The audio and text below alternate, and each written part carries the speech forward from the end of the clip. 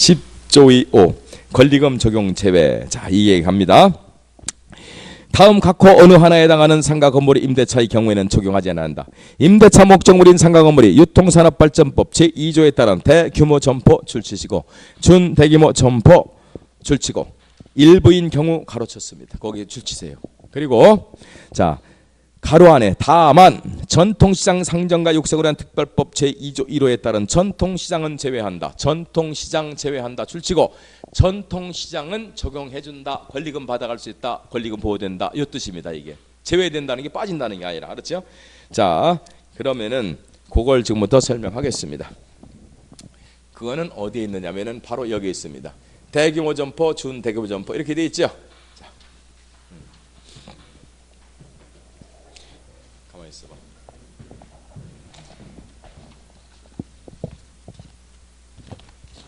교재 안 갖고 왔지? 네? 교재 안 갖고 왔지? 안 가. 아유, 니 크게 얘기했으면 좋은데 이거 딱 들어가게. 명강이라 듣기만 해도 된다고. 아이, 감사합니다. 자, 제가 그랬어요. 지난주에 들으신 분 이해 안 가시는 분 또 와줘야 된다고 그랬어요. 네, 그래서. 대규모 점포, 준대규모 점포. 알았죠? 이거 설명합니다. 대규모 점포 속에는 전통시장이 대규모 점포로 분류되는 거예요. 대규모 점포 속에 전통시장도 들어있어. 근데 전통시장은 어떻게 해주겠대? 권리금 보호를 해주겠대. 알았죠? 근데 전통시장에 관한 것이 13가지가 분류되어 있습니다. 그 중에 한 가지입니다. 2조 1호라고 되어 있는 거 있죠? 그거만 13호까지 있어요. 야, 이따 저 보실 거예요, 다. 자, 이거 법정을 보면서. 자, 근데 요거는 적용해준다. 그러니까 요거 하겠습니다. 일단 대규모 점포부터 보겠습니다. 요 대규모 점포라는 것은 이것이 바닥 면적 합계가 이게 3,000제곱미터 이상이면은 대규모 점포로 분리됩니다. 그리고 연접한 건물, 연접이라고 돼 있어. 인접이라 않고 연접. 요것도 인정한다. 근데 연접한 건물은 거리가 50m 이내야 됩니다. 그리고 또 하나. 복도로 연결된 부분도 전부 다 포함한다 그랬습니다. 자, 그럼 무슨 얘기냐면은 건물이 두 개가 서 있는 거예요. 근데 한쪽 건물이 바닥 면적이 상가가 700m밖에 안 돼. 700제곱미터 참 700 아니야 700. 3,000이니까 700은 너무 좁다. 1,000제곱미터라고 그래요. 근데 옆에 또 하나를 또 줬어, 한 동을. 근데 거기가 2,500제곱미터예요. 그리고 그거를 복도로 연결해 놨어. 그러면은 얼마가 됐어? 3,500 됐죠. 그러면 그것도 대규모 점포란 얘기예요. 또 복도로 아래 위로 연결할 수도 있죠. 그게 대표적인 게 어디냐면은 그 건물 자체는 이 면적을 초과해요. 훨씬 커. 그래도 예를 들면 이런 거 얘기하는 거예요. 갤러리아 백화점 보면은 중간에 건물 사이에 복도 연결했죠. 양쪽 건물 다 합친다고 이해하셨죠? 서울 같으면 쌍둥이 빌딩이라고 있죠. 그런 거 같은 거 얘기하는 겁니다. 그리고 건물이 50m 이내면 됩니다. 50m 연접. 이걸 대규모 점포라고 그래요. 대규모 점포의 일부. 그러면 대규모 점포가 어떤 거냐? 가장 대표적인 게 백화점이에요. 백화점. 그렇죠. 그 다음에 대형 마트, 대형 마트라든지, 그렇죠? 대형 마트 3,000제곱 이상짜리. 또는 복합 상가 이런 거지. 복합 상가 이런 것들 알았죠? 무지하게 많습니다. 이런 거. 이거 다 직영하는 거 아니잖아요. 그렇죠? 자, 백화점 다 직영 아닙니다. 코너 세주고 있습니다. 그렇죠? 백화점에 이제 이번에는 않겠습니다. 그 말을 무슨 백화점이라고 하면 거기서 욕 먹을지 모르니까 내가 자 공공백화점에 코너 기금속 코너가 있습니다. 그거 임대가가 얼마나 가고 권리금 얼마 갈 것 같아요?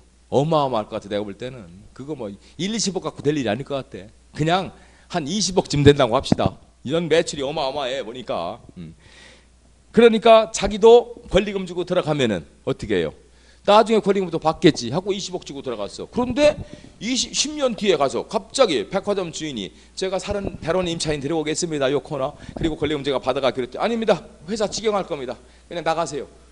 그래서 손해상 청구했더니 아 거기는 해당사항 없대. 권리금 보호 안 된대. 이게 이런 법이에요. 참 좋은 법이지요? 국민들을 위해서? 그러니까 이렇게 돈 많은 사람들, 그쵸? 대형 마트 갖고 있는 사람들은 권리금 분쟁에서 빠지고 싶다 하는 얘기예요. 참, 국민들이 이런 걸 하나씩 가지고 있을까? 대형 마트를 국회의원이나 장관 정치하는 사람이 하나씩 갖고 있을 것 같아요. 참나 대답은 제가 말을 뭐라고 못하겠네. 여러분 판단해 보세요. 이게 알고 보면 이런 법이에요. 얼마나 속상한 법입니까? 국민들이 들으면은. 자, 그런데 그 중에서 그래도 생각한다고 전통시장은 도와준답니다. 자, 거기 보겠습니다. 전통시장. 여러분들 뒤에 법조문을 보다 보면은 전통시장에 관한 법이 있습니다. 제가 다는 안 읽어드리고 거기만 제가 체크를 해드리겠습니다. 바로 어디 있느냐면은 7페이지에 있습니다. 유통산업발전법 이렇게 돼 있죠. 유통산업발전법. 자, 보면은 우선 요거부터 설명해두고 유통사 정의 이 법에 사용하는 용어의 정의는 다음과 같다. 유통산업 돼 있고 자 밑에 보면 3호에 대규모 점포 나오지요. 여기 다 있습니다. 다음 항목의 요건을 모두 갖춘 매장을 보유한 점포의 집들로서 별표의 규정을 말한다. 자 여기 보면은 가목 됐고 나목 보세요. 다목 매장 면적 합계가 3,000제곱미터 이상일 것 이렇게 돼 있죠. 자 그리고 한 장 넘기세요. 한 장 넘기면은 9페이지 보면은 3조에 보면은 유통산업발전법 시행령 대규모 점포 요건 등 이렇게 돼 있죠. 1항은 삭제 2항 보세요. 자 제2조 3호 가목에서 대통령령으로 정하는 둘 이상의 연접되어 있는 건물이란 건물 간의 가장 가까운 거리가 50m 이내이고 소비자가 통행할 수 있도록 지하도 또는 지상 통로가 설치되어 있어. 복도 쉽게 해서 우리 그죠? 통로 하나의 대규모 점포로 기능할 수 있는 걸 말한다. 그렇죠? 50m 이내 것으로 통로로 연결됐다는 얘기 쉽게 해서 복도 다 합친다고 그 면적을. 자 그리고 이제 한 장 넘기면 이제 전통시장 나옵니다.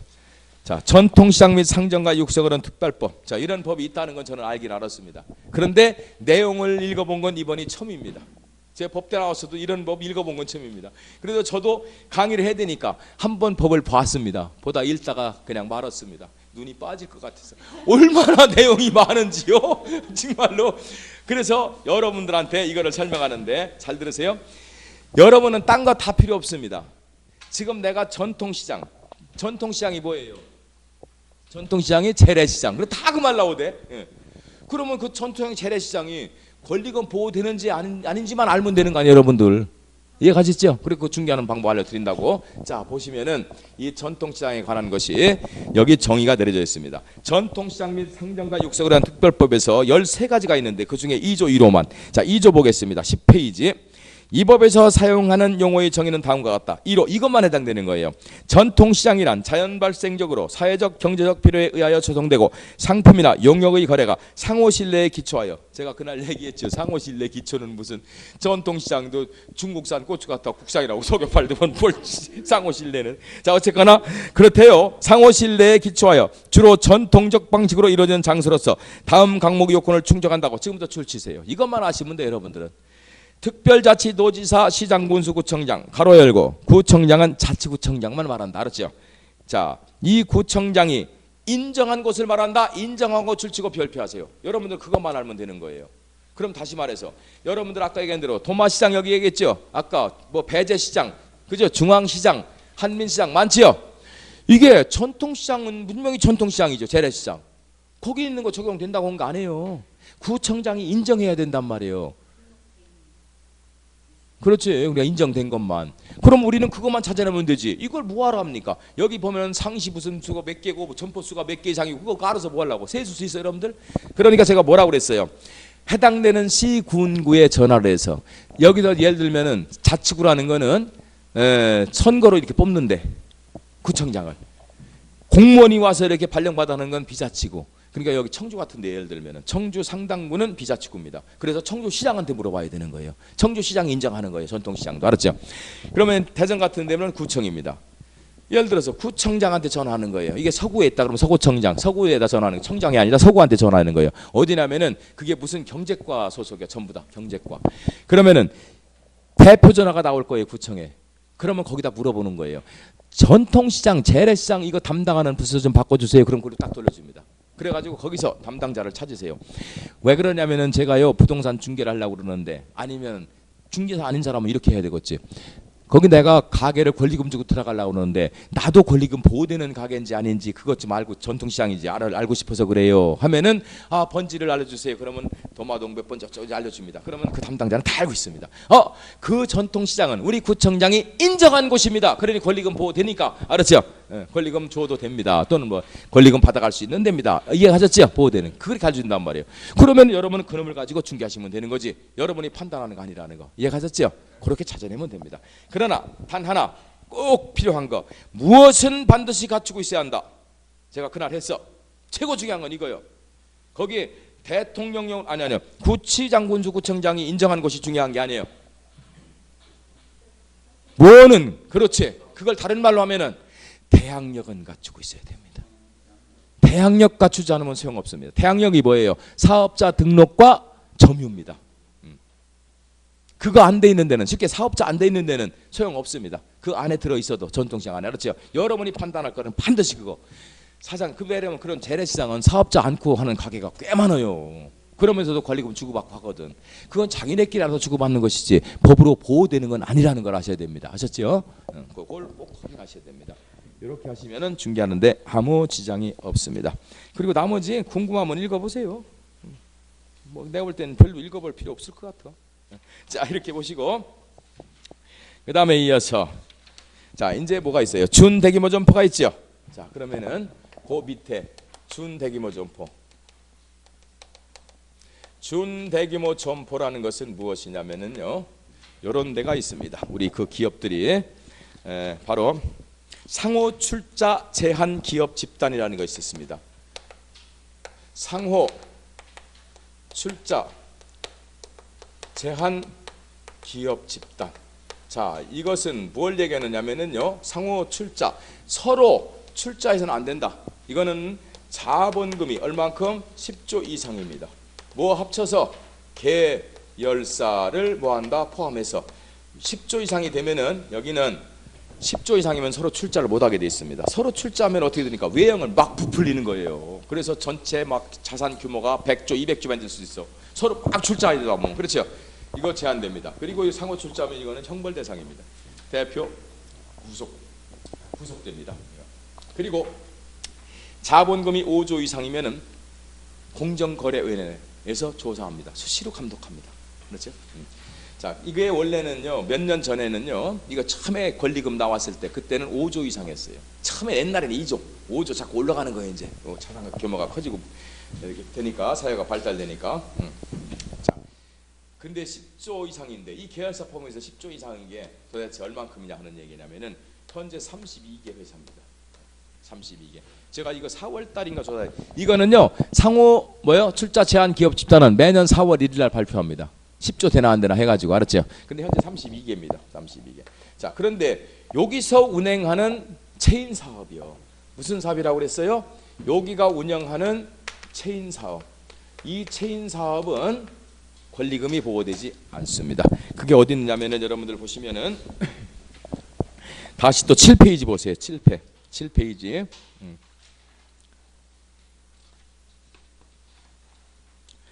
자, 거기 보면 4호에 나오지요. 준대규모 점포. 준대규모 점포란 다음 항목 어느 하나에 해당하는 점포로서 대통령령으로 정하는 것을 말한다. 가. 대규모 점포를 경영하는 회사 또는 그 계열회사가 직영하는 점포. 나.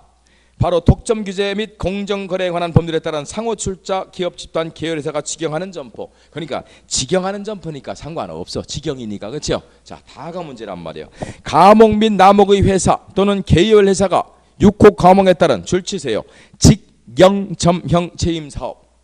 이것도 큰 문제 안 됩니다. 직영한다니까. 자, 또 하나 밑에가 뭐 있습니까? 남목에 따른 줄치세요. 프랜차이즈형 체인 사업. 이게 문제입니다. 이 체인 사업은요, 4가지가 있습니다. 4가지. 그 밑에 6번에 보면 나옵니다. 이건 공정거래법이 정하는 거예요. 가 직영점형 체인 사업, 나 프랜차이즈형 체인 사업 이렇게 나오지요. 자, 그 다음에 다 임의 가맹점형 체인 사업, 나 조합형 체인 사업. 근데 이거 다 필요 없고 가목과 나목을 얘기하는 겁니다. 나목의 프랜차이즈형 체인 사업입니다. 알았죠? 프랜차이즈형 체인 사업. 바로 이 체인 사업이 2가지가 해당되는데 뭐요? 직영점형 체인 사업. 그 다음에 뭐가 있어요? 가 프랜차이즈형 체인 사업 이렇게 돼 있죠. 이게 문제란 말이에요. 프랜차이즈형 체인 사업. 여기가 문제라고. 여기는 권리금 보호되지 않으니까 잘 해야 됩니다. 그러면은 프랜차이즈가 뭡니까? 프랜차이저, 프랜차이즈 이렇게 구분되지요. 즉 가맹 본부 있고 가맹점이 있지요. 제일 많은 프랜차이즈가 뭐예요? 닭집, 빵집, 알았죠? 거기에 요겁니다. 프랜차이즈형 체인 사업. 근데 그게 다는 아니고 권리금 보호 못 받는 데는 자본금 10조 이상인 상호출자 제한 기업 집단이 운영하는 닭집, 쉽게 해서 32개인데 우리나라 회사가 운영하는 게 32개인데 계열사를 합쳐야 될 거 아니에요. 약 700개에서 800개 회사요. 그럼 우리나라 회사 다요, 다. 이 32개는 뭘 따지느냐면요, 이렇게 삼성, LG, SK 이렇게 그룹으로 따지는 거예요. 여기 뭐라 했어요? 자본금 10조 이상 그리고 계열사 포함 그랬잖아요. 이게 5조일 때는 제가 조사했을 때 1300 몇 개 회사였어. 그게 5년 전 2015년도 제가 강의할 때 이걸 찾았을 때는. 근데 작년부터인가 이게 10조로 바뀌었습니다. 그래서 7,800개로 줄였을 뿐이요. 그럼 우리나라 회사 거의 지금 다 들어가. 그 회사가 운영하는 뭐야? 프랜차이즈 체인 사업은 권리금 보호되지 않는다는 거. 참 어렵지요. 이거는 여기다 제가 써놓지 않았습니다. 수시로 바뀔 수 있고 서로 막 합병도 하고 팔았다 하니까 그러면 인터넷 치면 나와요. 무엇 치냐면은 상호 출자 제한 기전 탁 치면은 표로 쫙 나옵니다. 제가 이거 5월달 조사했을 때 32개 회사였어요. 32개 회사. 근데 매년 4월 1일 발표하는 거니까 이건 하나 늘 수도 있고 줄 수도 있고, 계열사도 팔으면 줄어들고 말고 이게 한 800 몇 개가 됐었어요. 그때 회사가. 세상에. 그 800 몇 개 회사가 프랜차이즈 체인 사업을 하면은 거기는 권리금 보호 못 받는다는 거. 알았죠? 정않는다는 거.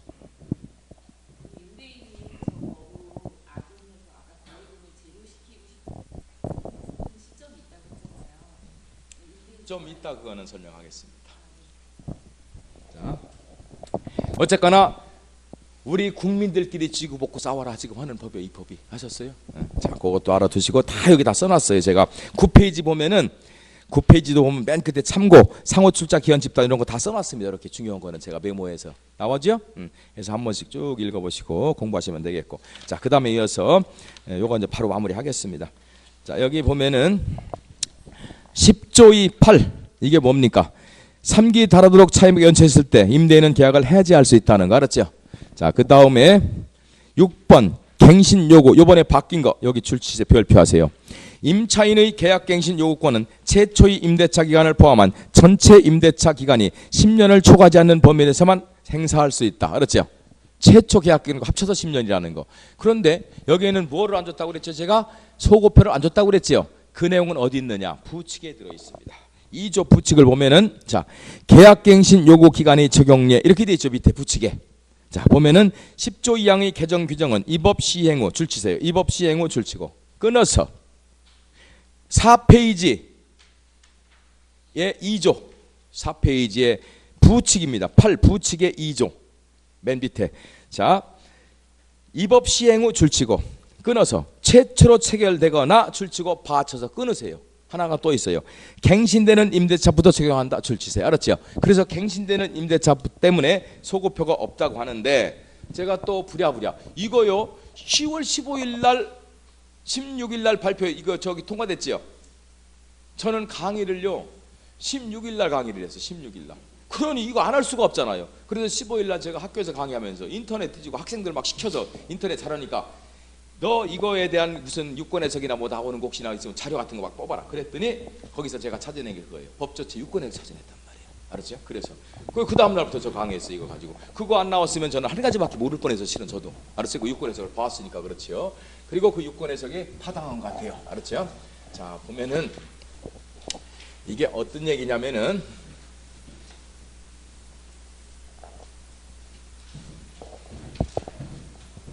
요거죠. 요 얘기. 그럼 여기다 해야 되겠네. 자.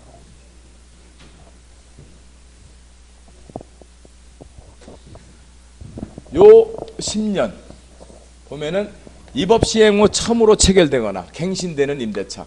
이게 뭐예요? 바로 다른 말로 하면은 소구표를 인정하지 않았다 그 얘기입니다. 그러면 요 얘기가 무슨 얘기냐면은, 자,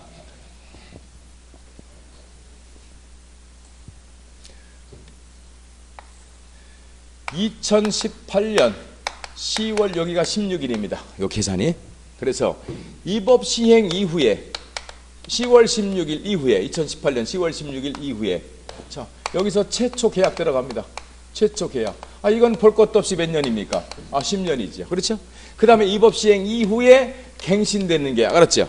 이거는 그냥 10년이 아니라 이전 기간 플러스 나머지 얼마가 될 거예요. 그렇죠? 요거 X라고 놓고. 그러면 이걸 합쳤을 때 이것이 10년 되는 겁니다. 그러면은 이전에 여기서 장사한 게 3년입니다. 그러면 여기가 몇 년 될까? 7년. 그래서 10년 이렇게 보장되는 겁니다. 이해가셨죠?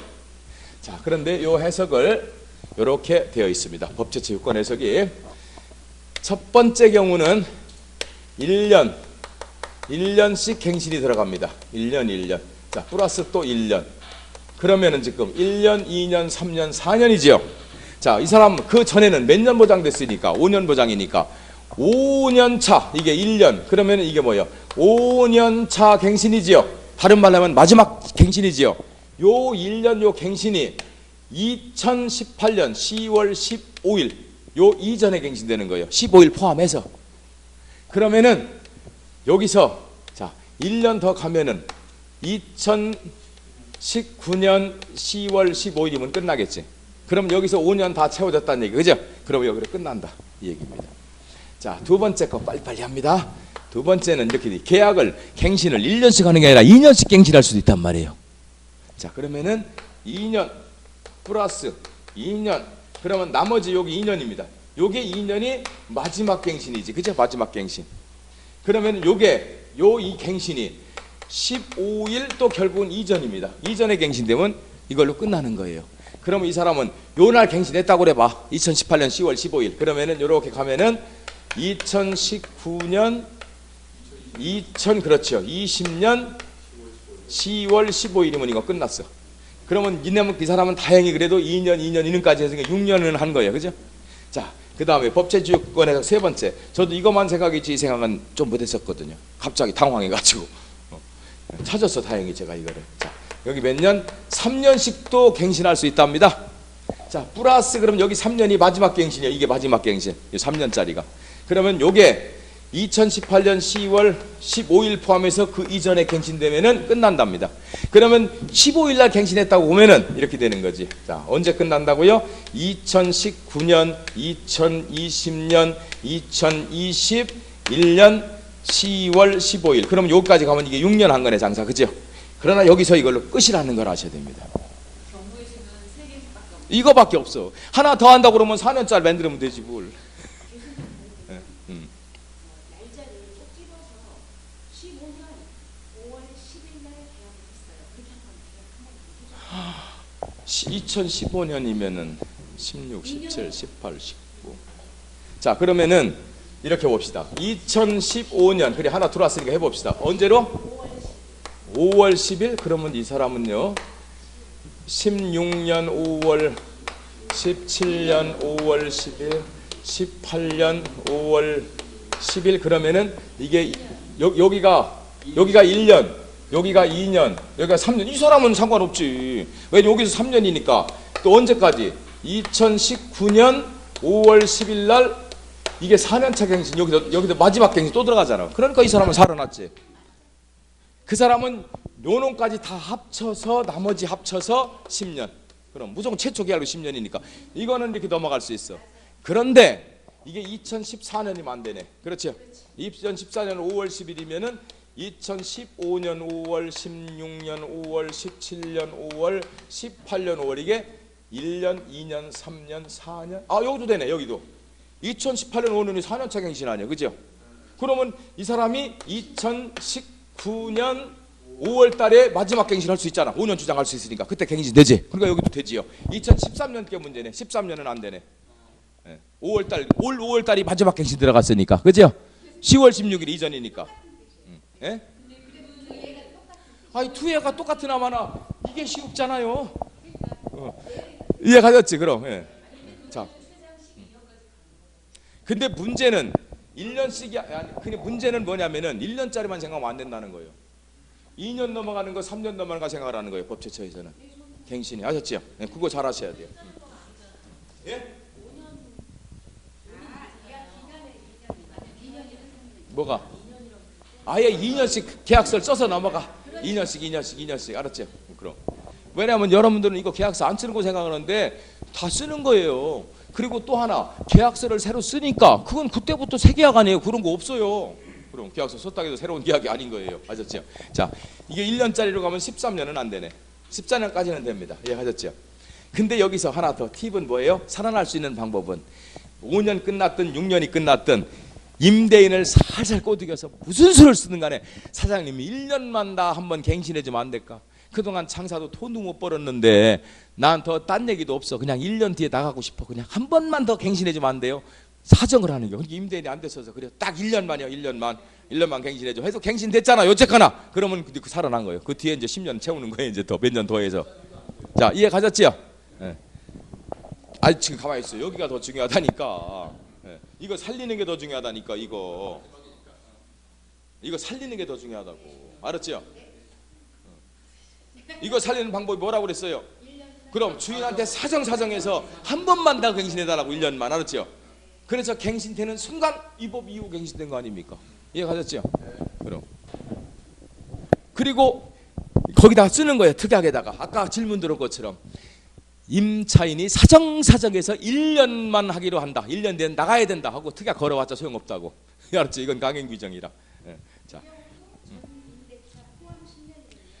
당연히 무조건 10년 포함.